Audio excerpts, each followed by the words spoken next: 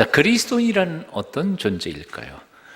교리나 신조를 줄줄 외우고 고백한다고 해서, 또는 도덕적으로 착한 일을 많이 한다고 해서, 또는 예배나 교회 행사에 빠지지 않고 참여한다고 해서 그리스도인이 되는 것은 아닙니다. 왜냐하면 그리스도는 교리나 신조나 신학 개념이 아니라 살아계신 하나님이시기 때문에 그렇습니다. 그래서 그리스도인이란 살아계신 하나님을 마음속에 모시고 매 순간 그분과 교제하면서 살아가는 사람이 그리스도인입니다. 오늘 아침 우리 자신에게 한번 물어봤으면 좋겠습니다. 나는 그리스도인인가? 아니면 교회만 다니는 교인인가? 한번 곰곰이 생각해 보십시오. 혹시 여러분 중에는 그리스도인은 어떻게 되는가? 그리스도인이 되는 방법 너무 간단하고 심플합니다. 너무 쉬워요. 요한계시록 3장 20절에 있는 말씀 그대로 그것만 들으면 됩니다. 예수님, 볼지어다 내가 문 밖에 서서 두드리노니 누구든지 내 음성을 듣고 문을 열면 내가 그에게로 들어가 그로 더불어 먹고 그는 나로 더불어 먹으리라. 아주 간단한 말씀이세요. 보라, 내가 내 마음 문 밖에 서서 두드리고 있다. 누구든지 내 음성을 듣고 문을 열면, 여기까지 하면 돼요. 그 다음은 예수님이 하실 일이고요. 내가 할 일은 뭐냐 하면 예수님의 음성을 듣고 마음 문을 열면 되는 거예요. 마음 문을 연다는 것이 무엇일까요? 쉽게 말하면 예수님 내 마음속에 들어오셔서 내 인생 당신의 뜻대로 주장하소서 하고 초청하는 일입니다. 영접해드리는 일이에요. 이것만 하면 된다는 거예요. 나머지는 뭐예요? 예수님께서 내 마음속에 들어오셔서 내 인생에 들어오셔서 내 인생을 당신의 거룩하신 은총과 능력으로 지배해 주시고 축복해 주신다는 거죠. 심플하죠? 복잡하세요? 간단해요. 너무 심플하고 너무 간단해서 사람들이 못 믿는 거예요. 예. 너무 간단해서, 복음이 너무 쉬워서 사람들이 못 믿어요. 예수님께서 요한복음 1장 12절에도 이런 말씀이 있죠. 영접하는 자 곧 그 이름을 믿는 자들에게는 하나님의 자녀가 되는 권세를 주셨으니, 영접하는 자, 즉 예수 그리스도를 마음속에 모시드리는 사람, 그 이름을 믿는 사람들, 그 이름 뭐예요? 예수란 이름의 뜻이 뭐예요? 그는 나의 구원자이십니다. 구주라고 믿는 사람들은 바로 하나님의 자녀가 되는 특권을 주셨다 그랬습니다. 아주 간단해요. 사랑하는 여러분, 나는 여러분이 신앙생활을 너무 어렵게 생각하지 않았으면 좋겠습니다. 신앙이 신비적인 것이고 놀라운 하나님의 신학적 깊이나 이런 것들을 생각해보면 굉장히 어려운 부분이니까 그렇게 어렵게 믿어야 된다고 착각하지 않았으면 좋겠습니다. 인생이라는 게 그렇지 않겠어요? 세상에 생명, 얼마나 신비한 것입니까? 그리고 생명의 가치라든지 아름다움이라든지 그런 것들을 파고 들어간다면 얼마나 우리가 세월을 많이 흘러야 그 가치를 깨달을 수 있을까요? 생물학적인 의미, 삶의 철학적인 의미, 신학적인 의미, 이런 거 100년 연구하면 알 수 있을까요? 아마 1000년을 공부해도 우리는 생명의 신비를 다 말할 수 없을 거예요. 그러나 생명만큼 간순한 거, 심플한 거, 간단한 것도 없을 것 같아요. 여러분, 생명을 얻기 위해서 여러분이 철학책을 몽땅 다 읽어야 되는 건 아니에요. 생물학적인 인간의 구조나 이런 거 다 연구할 필요가 없어요. 생명을 하나 얻기 위해서 간단합니다. 한 남자와 한 여자가 사랑해서 결혼해가지고 같이 살면 돼요. 심플하지 않으세요? 별로 안 믿는 것 같은 느낌이시네요. 간단해요. 그냥 한 남자와 한 여자가 사랑해서 같이 살면 돼요. 그러면 생명, 하나님이 주신 생명이 태어나고요. 정말 심플해요. 어렵지가 않아요. 우리가 건강하기 위해서 밥상에 올라와 있는 모든 음식들의 그 영양가를 다 계산해 봐야 할까요? 밥그릇은 몇 킬로, 몇 칼로리, 요거는 뭐 몇 칼로리, 그걸 다 계산해 봐야 될까요? 그럴 필요가 없어요. 그냥 잘 깨끗이 꼭꼭 씹어서 잘 먹으면 돼요. 얼마 전에 좀 살을 좀 빼겠다고 제 모바일 폰에다가 그 다이어트 하는 프로그램을 한번 해봤어요. 그리고 거기 보니까요, 모든 음식에 칼로리가 다 계산되어 있더라고요. 그래서 그 계산을 해봤어요. 밥 한 그릇에 몇 칼로리, 주스 한 병에 몇 칼로리. 3일 만에 그만뒀어요. 얼마나 복잡한지 모르겠어요. 그거 계산한다고 해서 다이어트가 되는 게 아니더라고요. 그냥 조금 먹으면 돼요. 우리 아버님이 하신 말씀이 진리예요. 무리하면 보약 따로 먹을 필요 없다 한다. 밥이 보약이다. 하루에 밥 3끼 정한 시간에 꼬박꼬박 찾아서 80% 너무 많이 먹지 말고 위에 80%만 먹고 채우면 된다. 너무 맛있다고 너무 많이 먹지 말고 맛없다고 굶지 말고 그냥 시간 되면 그냥 먹어봐. 밥맛 없으면 입맛으로 먹고 입맛 없으면 그냥 먹고 먹어봐. 그리고 몸 움직이는 거 부지런히 움직이는 거 하면 건강해지는 거다. 아주 간단해요. 심플해요. 우리가 건강하기 위해서 다 의사가 될 필요도 없고요. 기독교의 신앙도 역시 마찬가지라고 생각합니다. 신앙의 깊이, 기독교의 신앙의 깊이로 말한다면 아마 천년을 연구해도 우리는 신앙, 기독교의 복음의 가치와 그 의미를 이해할 수 없을 거예요. 오래전 유학을 떠났을 때 유학 갔다가 돌아오면서 친구들이 묻더라고요. 너 공부 뭘 배웠냐? 그런데 묻는데 곰곰이 생각해보니까 배운 게 별로 없더라고요. 책은 몇십 권 읽었을지 몰라요. 그런데 머릿속에 글쎄 뭘 배웠을까? 제가 이렇게 말했습니다. 겸손을 배웠지. 여러분 생각해 보십시오. 기독교 2000년의 역사입니다. 우리의 선배들이 책을 얼마나 많이 썼는지 몰라요. 신학 이론과 교회사 얼마나 많은지 방대해요. 그 중에 한 부분을 제가 공부한답시고 공부를 했지만 꽤나 열심히 했지만 사실 내가 기독교 역사 2000년의 신학적 바탕 속에서 나는 정말 얼마나 배웠을까. 비유컨대 축구운동장, 큰 축구운동장에 모든 세밀한 기계들이 컴퓨터 같은 기계들이 꽉 찼어요. 근데 그 방에 들어가가지고 저는 2년 동안 혹은 3년 동안에 그 옆에 있는 기계 드라이버 하나, 너트 하나 쫙 풀었다가 잠그고 온 느낌이에요. 이해가 되세요? 이건 겸손이 아니에요. 진짜예요. 박사학위 받았다고 그래서 그 분야에 대해서 전문가입니까? 쬐끔 알다가 마는 거죠. 자기 분야 얘기하다가 말아요. 기독교의 복음을 신학적으로 따진다고 그런다면 그 깊이와 넓이를 무슨 수로 설명할 수 있겠어요? 근데 그것을 다 알아야만 구원받는다 그런다면 세상에 구원받을 수 있는 사람 누가 있겠어요? 근데 놀랍게도 하나님께서는 무식해도 구원받을 수 있는 길을 열어주셨어요. 복음은 단순해요. 그리고 너무 쉬워요. 어린아이의 마음 가운데에도 믿음으로 단순하게 아멘 하고 받으면 구원받을 수 있는 게 바로 기독교의 진리예요. 얼마나 감사한지 몰라요.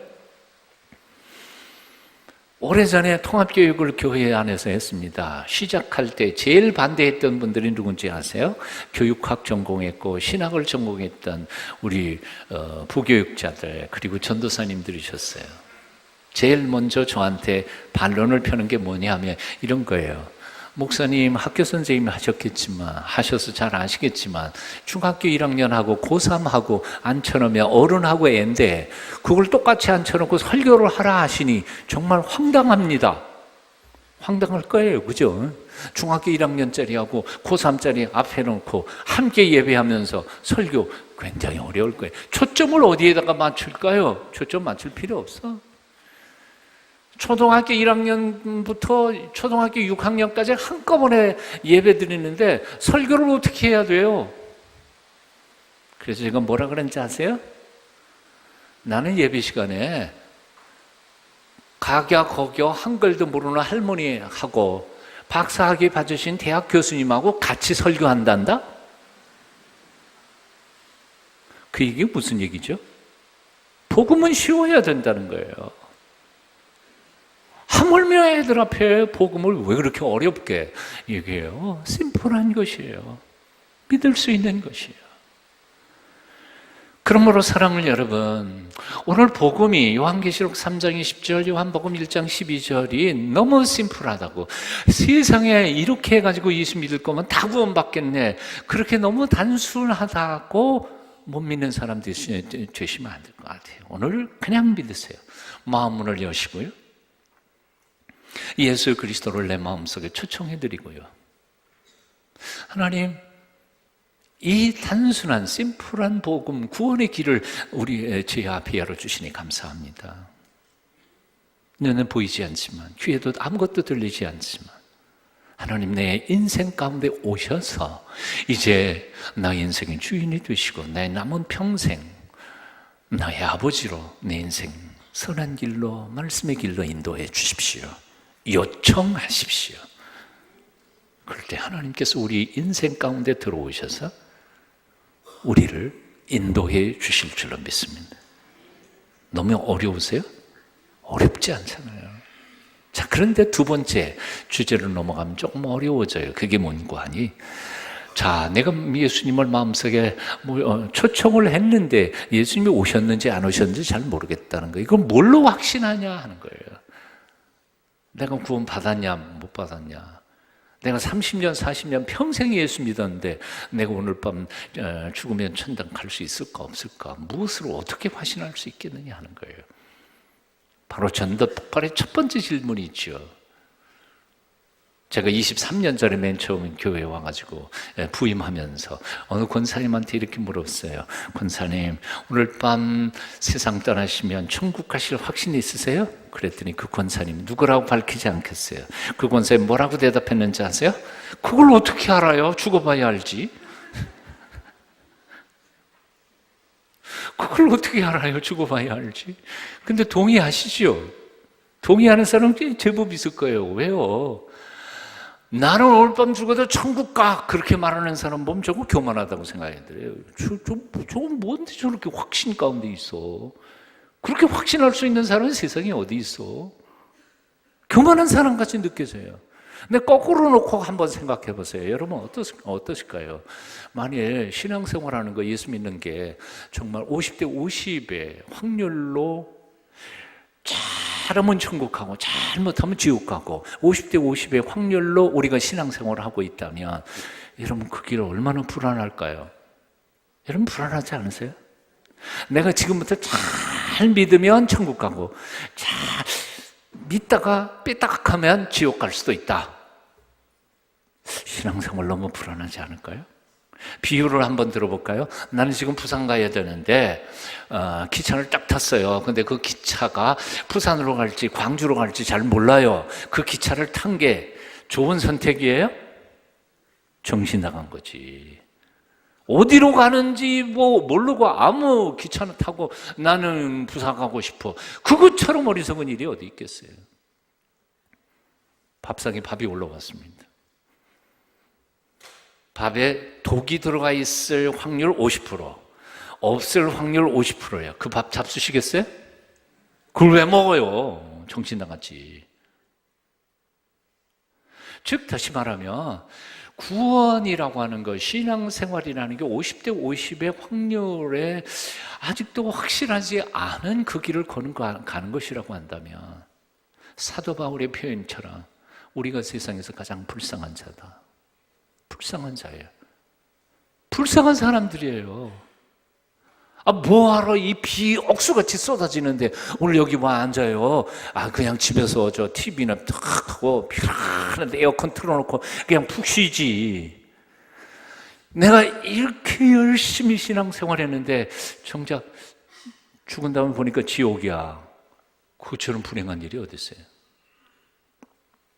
여러분 얼굴이 지금 헷갈리는 것 같은데, 확실하지도 않은 일에 내 목숨과 내 삶 다 걸어놓고 도박하고 있는 이 신앙인들, 크리스찬들이야말로 세상에 불쌍한 사람들이 아니겠냐. 이게 사도 바울의 논지입니다. 자, 그런데 한번 돌이켜볼까요?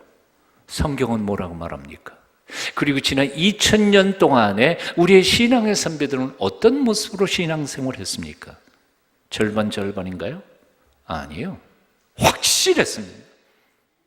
성경의 가르침도 확실했고 그 가르침을 믿고 살았던 우리의 선배들도 너무너무 분명했어요. 아리까리한 게 하나도 없어요. 그러니까 우리의 선배들은 구원과 그리고 영생과 천국이 너무 확실했기 때문에 기꺼이 목숨을 걸었어요. 순교했어요. 기꺼이 사자밥이 되기도 하고 칼로 목이 베어지기도 하고 톱으로 몸이 켜지기도 하고 불에 다 죽으면서도 찬송과 영광 가운데서 웃으면서 죽어갈 수 있었단 말이에요. 오늘날 우리가 믿는 신앙과는 전혀 차원이 다른 거 아니에요? 오늘 본문 요한일서 5장 13절에서 사도 요한은 이렇게 쓰고 있습니다. 내가 하나님의 아들의 이름을 믿는 너희에게 이것을 쓰는 것은 너희로 하여금 너희에게 영생이 앞으로 있을 것을? 아니요, 있음을 알게 하려고 이 편지를 쓴다. 앞으로 잘하면 영생 받고 잘못하면 지옥 갈지도 모른다.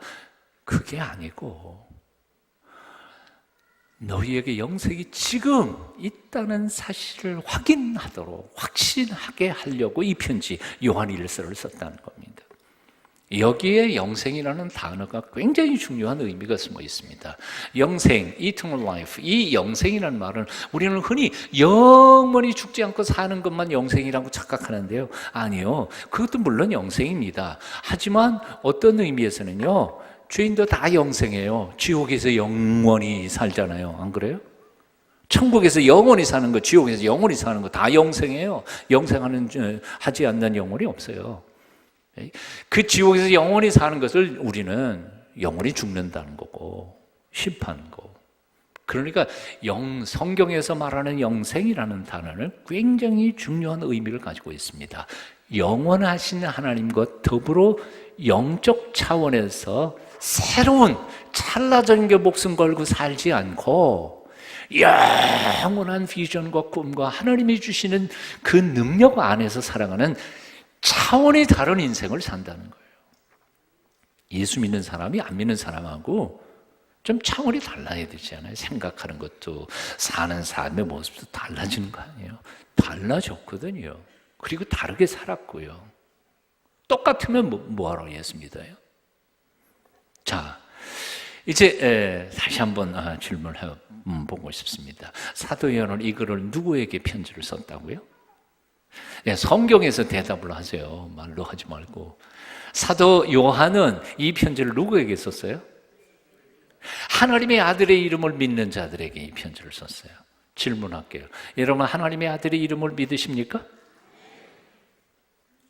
그러면 이 편지가 우리에게도 주시는 가르치심이며 명령인 줄로 믿으십니까? 자, 사도 요한이 이 편지를 왜 썼다고요? 너희에게 영생이 있음을 알게 하기 위하여. 이제 아셨어요? 왜 대답을 3번밖에 안 해요? 아직까지도 아리까리해요. 억지로 옆구리 찔른다 그래서 아멘 할 것도 아니고 냅두세요. 그냥. 예수님께서도 요한복음 5장 24절에서 같은 말씀을 하셨어요. 내가 진실로 진실로 너희에게 이르노니. 예수님께서 말씀하실 때 진실로 진실로 이것을 반복하실 때에는 정말 중요한 얘기라는 거예요. 아멘, 아멘, 레고피미라고 헬라어 단어에서 아멘, 아멘 2번 반복돼요. 내가 너희에게. 레고라는 말이 내가 너희에게 반복해서 설명을 하는데 그 내용이 뭔가니? 내 말을 듣고 또 나 보내신 이를 믿는 자는, 하나님을 믿는 사람은 영생을 어떻게 해요? 앞으로 얻을 거예요? 아니에요. 얻고 이미 얻은 거예요. 지금 가지고 있는 거예요. 그리고 심판에 이르지 아니하나니, 앞으로 심판받지 않는다는 거예요. 면제된다는 거예요. 그리고 사망에서 생명으로 옮길 거예요? 아니요, 이미 옮겨버렸다는 거예요. 주님의 말씀이에요. 그런데도 불구하고 2000년 전에도 구원받고 영생을 소유하고 있으면서도 자신의 확신이 없었던 신자들이 많이 있었던 것 같아요. 오늘날 몇몇 사람들처럼요, 죽어봐야 안다고 생각했던 신자들이 또한 있었던 것 같아요. 그러니까 사도 요한이 그런 신자들에게 내가 이 편지 요한일서를 쓰는 이유는 바로 너에게 앞으로 받는 게 아니라 이미 너희 속에 영생이 있다는 사실을 나는 확신시켜 주려고 이 편지를 쓰고 있는 것이다 라고 편지를 보낸 거죠.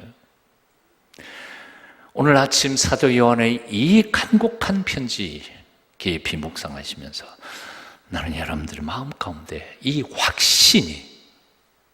확신으로 인한 감격적 신앙생활이 다시 회복될 수 있었으면 좋겠습니다. 그렇게 되시기를 축원합니다. 어떻게 하면 확신할 수 있을까요? 어떻게 하면 내 속에 영생이 있다는 사실을 알 수 있을까요? 두 가지 방법을 가르쳐줍니다. 첫째는 바로 감정, 즉 감정에 의존하지 말고 말씀만 믿으라는 거예요. 말씀을 붙잡으라는 거죠. 느낌으로 신앙생활하지 말고 하나님의 약속을 붙잡으라는 거예요. 많은 사람들이 신앙생활을 할 때 감정이나 느낌에 의존해서 신앙생활을 합니다. 기분 좋으면 하나님이 함께 하시는 것 같아요. 근데 기분이 안 좋으면 하나님이 안 계시는 것 같아요. 일이 잘 풀릴 때는 하나님이 나 도와주시는 것 같고요. 일이 비비 꼬이면서 잘 안 되면 적어도 하나님이 안 계시지는 않은 것 같은데 하나님이 적어도 나를 버리셨거나 아니면 내게는 관심이 없는 것 같아요. 어쩌면 좀 더 깊이 고민하다가 보면 하나님이 안 계실지도 모르겠다 그렇게 생각하는 사람도 있어요. 교회 다니면서 하나님이 나만 따돌리고 나만 미워하시는 건 아닐까 그렇게 생각하는 수도 있어요. 뭐 때문에? 감정에, 나의 느낌에, 나의 신앙에 뿌리를 두고 있기 때문에 그렇다는 거예요. 하지만 이렇게 감정이나 느낌, 기분에 따라서 신앙생활하는 신앙은 오래가지 못합니다. 조금만 어려움이 겪어도 그냥 다 포기해버리거든요. 저는 이런 감정에 의존하는 신앙인을 좀 미안하지만 조울증 환자라고 생각이 들어요. 조울증 아세요? 기분 좋을 때는 천국이 다 내 거예요. 하나님이 내 편이에요. 근데 기분이 가라앉으면요 죽고 싶어요. 자살하고 싶어요. 기분에 따라서 신앙생활하는 사람은 영적 조울증 환자예요. 신앙, 감정에 의존하지 마십시오. 기분 따라 신앙생활하지 마십시오. 느낌을 넘어서십시오. 진정한 참된 신앙은 내 기분을 뛰어넘어 주위 조건과 환경을 초월해서 꿋꿋하게 앞으로 전진하는 것이 진정한 참된 신앙인 것입니다. 밤중에 고속도로 한참 운행을 하다가 보면요, 게다가 인터체인지 몇 바퀴 돌고 나면 동서남북이 헷갈리기 시작해요. 여러분 그런 경험을 해본 적이 없으십니까? 그래도 우리 조그만 대한민국에서 운전할 때는 뭐 그 정도는 대충 보면 알아채죠. 근데 제가 미국에서 운전을 해보니까요, 진짜 몇 바퀴 돌고 나면 저쪽이 동쪽이었던가 이쪽이 동쪽이었던가, 근데 내 느낌으로는 이게 동쪽인 것 같아요. 근데 도로 표지판에서는 이쪽이 서쪽이래. 그러니까 내가 가야 할 때는 쪽인데, 그리고 우기고 고집 부리고 가면 3시간 다시 돌아와야 돼.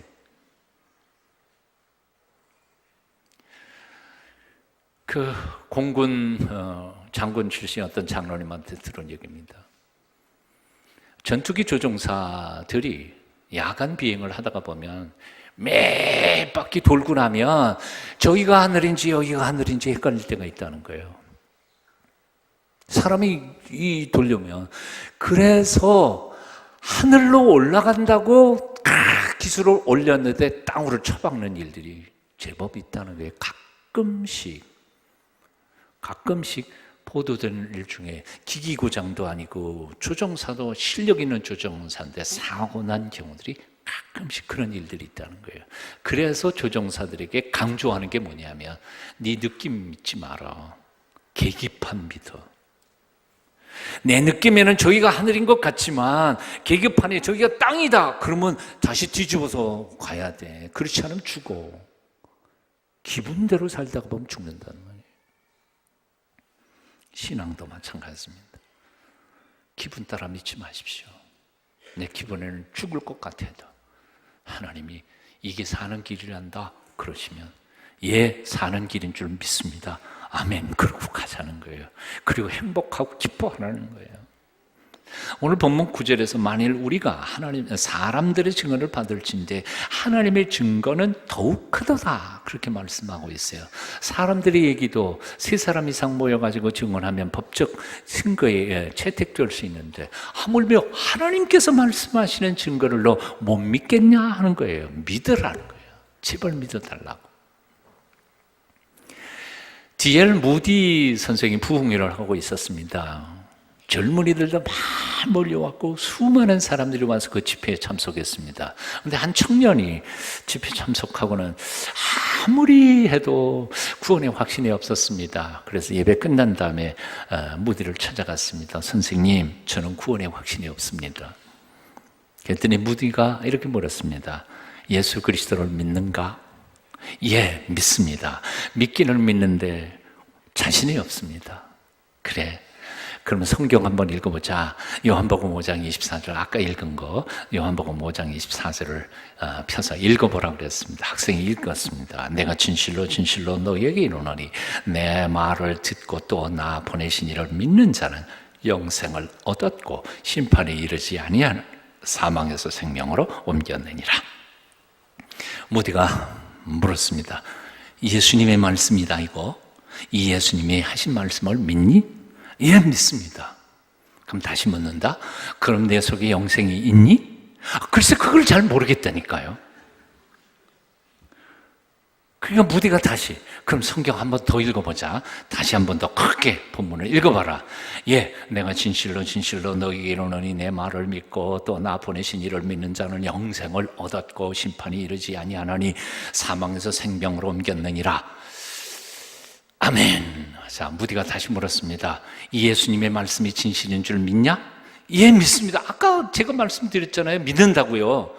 그래서 다시 무디가 또 물었습니다. 그러면 너에게 영생이 있니?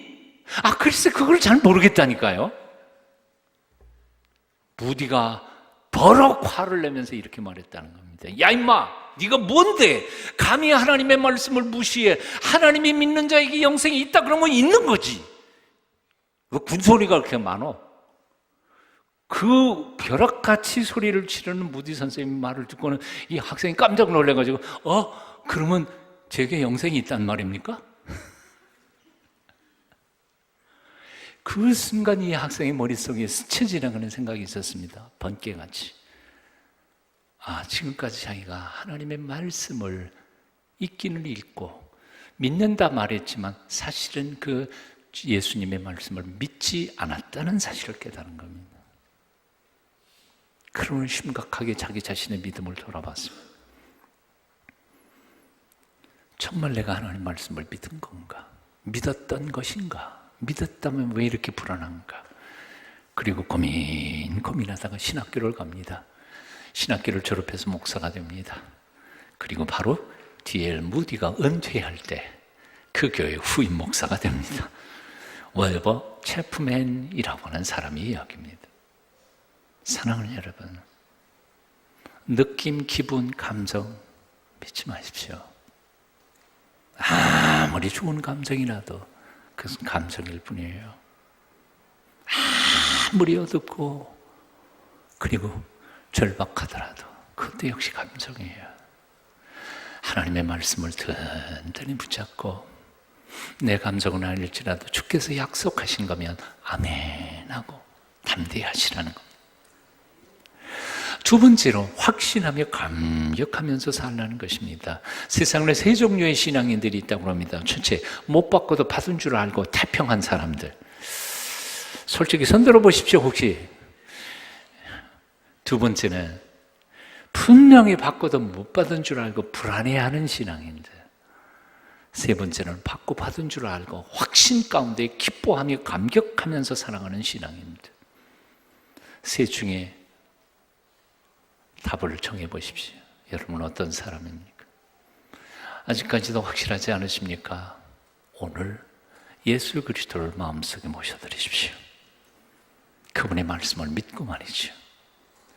아직도 분명히 내가 예수 믿는 것 같은데, 주님이 내 안에 계신 것 같은데, 그리고 불안해하며 떨면서 살아가는 사람이 있다면 언제 거기서 졸업하실래요?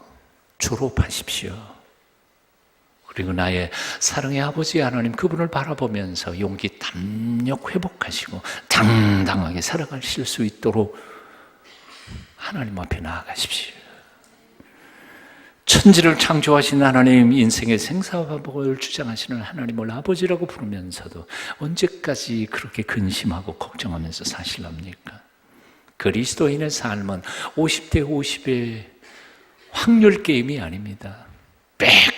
100% 하나님이 약속하신 구원받기로 작정된 승리와 축복의 삶을 믿으십시오.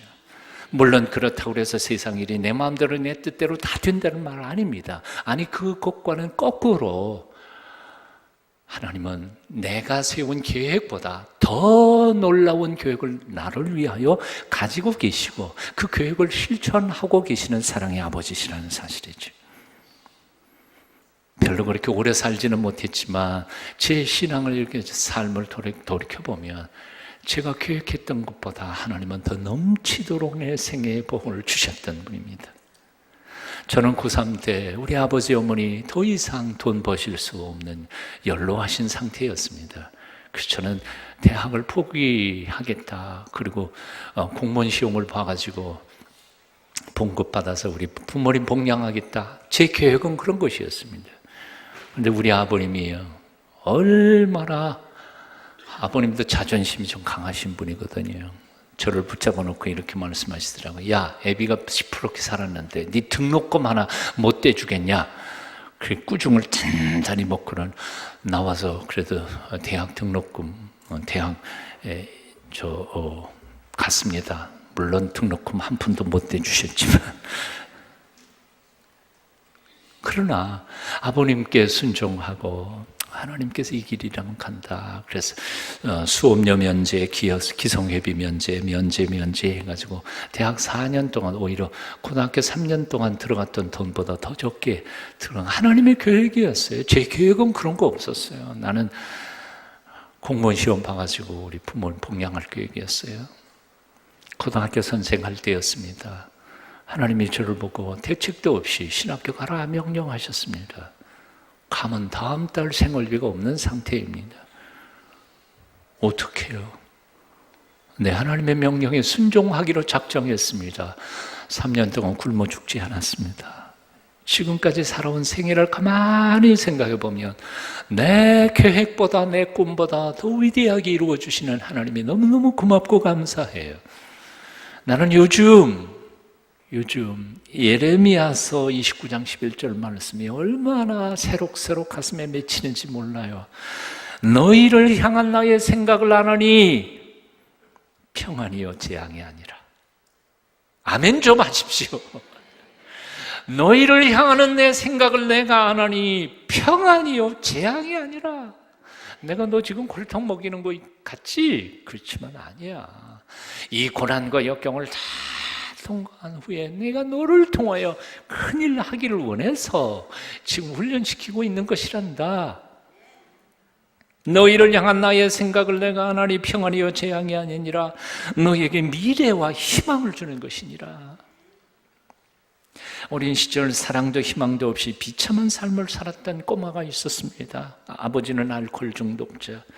날마다 어머니를 폭행했습니다. 어머니가 폭행당해서 농사 짓고 가축을 기르는데 그 가축들 똥통에 빠져가지고 거의 죽을 뻔했던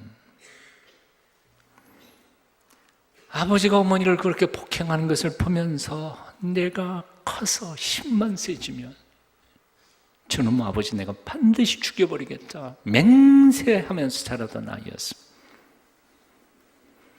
그 집에서 일을 도와주던 남자 일꾼에게 주기적으로 성추행을 당했습니다.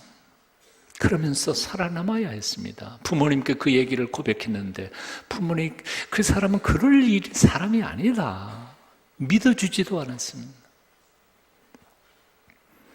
그래서 이 아이는 하나님에 대한 증오심과 인간에 대한 증오심으로 가득 차서 내가 커서 힘 있는 사람에 대해서 다 복수할 거다. 복수심을 키웠던 사람입니다. 그가 쓴 책 자서전 중에 일부를 제가 조금 읽어드리겠습니다. 나는 마음 깊은 곳에서 터져나오는 눈물을 삼키며 하나님을 원망했다. 만약 하나님이 존재한다면 그분이 나를 버린 것이 분명하다고 생각했다.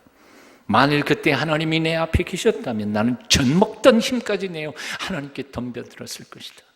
나는 세상의 그 어떤 사람이나 사물이나 상황보다도 하나님이 제일 미웠다. 하나님을 알지도 믿지도 않았으면서도 말이다. 이 청년이 어떻게 하면 고향에서 도망갈 수 있을까 해서 자기가 노력해서 대학 들어갑니다. 대학 시절에도 예수 믿는 사람들의 그 가증스러운 삶이라고, 저 사랑한다고 폼 잡는 거 다 가증스러워, 다 속으로는 엉뚱한 짓 한다고 생각했습니다. 그래서 그 가증스러운 것에 도전적이고 빈정거리는 말들로 아주 대놓고 사람들과 싸웠습니다. 그러다가 크리스찬 친구 중 하나와 자존심 싸움을 벌였습니다. 기독교 다 거짓말이고 예수 부활 다 거짓말이라. 근데 그 크리스찬 친구가 웃으면서 이렇게 말했습니다. 그래, 그러면 네가 한번 증명해봐. 예수 부활도 다 거짓말이고 기독교도 다 우리가 믿는 게 거짓말이라고. 네가 만일 증명만 할 수 있다면 나도 예수 믿는 거 포기할게. 그래가지고 둘이 계약을 한 거예요. 알바해가지고 돈을 벌었던 것을 가지고 그 해 여름방학 3, 4개월 동안 다 공짜고, 자기는 뭐 꿈이라는 게 별로 없었으니까 유럽으로 갔어요. 영국 도서관, 프랑스 박물관, 이탈리아 저기 성지 다 돌아보면서 3, 4개월 동안 연구를 합니다. 그러다가 결론은 결국 영국의 런던의 한 작은 도서관, 지방 도서관 안에서 하루 종일 씨름하다가 저녁 해가 질 무렵에 그러니 이렇게 고백합니다. 이건 진리야. 이건 진리야. 이건 정말 진리야. 그렇게 고백하고는 미국으로 돌아와서 자기가 그렇게 증오하고 빈정거리던 크리스찬들 손에 끌려서 교회 가서 세례를 받습니다. 그리고 목사님께 지도를 받는데 회의와 반항도 과격했던 것처럼 예수 믿는 것도 그렇게 과격하게 믿었습니다. 예수 믿은 지 두세 달도 안 돼가지고 다시는 돌아보지도 않겠다 그랬던 고향을 찾아갑니다. 아버지를 만납니다. 집에 들어가기 그래서 그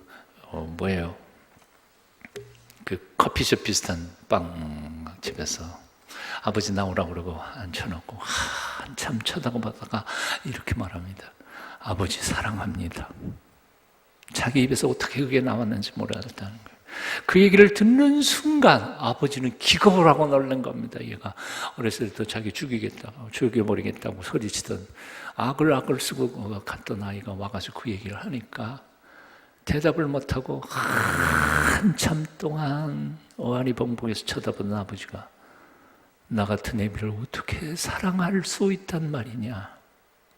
물론 화해 얘기는 조금 오랜 후의 얘기입니다. 그리고 헤어집니다.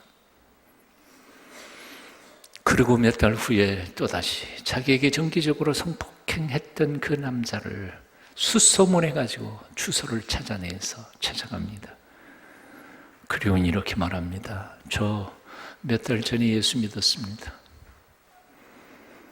그래서 예수님의 명령이 용서하라 그랬기 때문에 제가 당신을 용서합니다. 당신도 예수 믿고 구원받았으면 좋겠습니다. 그 사람은 이 사람의 얘기를 듣질 않아요. 만감이 교차하는 말로 그냥 똑 듣고 자기는 전하고 있는 그대로 전하고 옵니다. 그가 후에 목사가 됩니다. 지금은 그가 쓴 책들이 온 세계에 번역되어 소개되는 110권이 넘습니다. 복음을 온 세상에 전하면서 돌아다닐 뿐만 아니라 복음 전하는 것은 부족해서 병들고 굶주리고 집 없는 사람들을 돕기 위하여 국제 구호기관 GAIN, GAIN이라는 기관을 설립해서 지금도 열심히 뛰고 있습니다. 조시 맥도웰이라고 하는 목사님의 이야기입니다. 그는 자기의 그 부끄러운 과거의 이야기를 회의에서 확신으로라는 고백적 자서전으로 펴냈는데 우리 한글로도 번역이 되어 있습니다. 기독교 신앙은 말장난이 아닙니다. 하나님은 신학적 속에서 나오는 교리나 그리고 신학적 개념이 아니십니다. 하나님은 지금 이 순간도 살아계셔서 사랑하는 당신의 백성들을 찾아오시고 인생들을 변화시키시며 새롭게 하시기를 원하시는 사랑의 아버지이십니다. 사랑하는 여러분, 성숙치 못한 예수쟁이들 행한 잘못과 죄 때문에 미숙한 목사 장로들의 그 부끄러운 짓거리 때문에 살아계셔서 나의 인생을 바꾸어 주실 그 하나님마저 거절하는 어리석음을 범하지 않기를 바랍니다. 오늘 이 순간부터 그분을 내 마음속에 다시 모시고 그분이 이끌어 가시는 참으로 복되고 감격적인 신앙생활을 다시 한번 시작하게 되시기를 축원합니다. 기도하겠습니다. 살아계신 주님, 지난날 불안해하고 두려워했던 의심의 안개를 걷어버리고 이제는 참으로 남은 삶 동안 믿음의 확신 가운데 감격하며 살아갈 수 있도록 믿음을 주시옵소서. 예수님 이름으로 기도합니다. 아멘.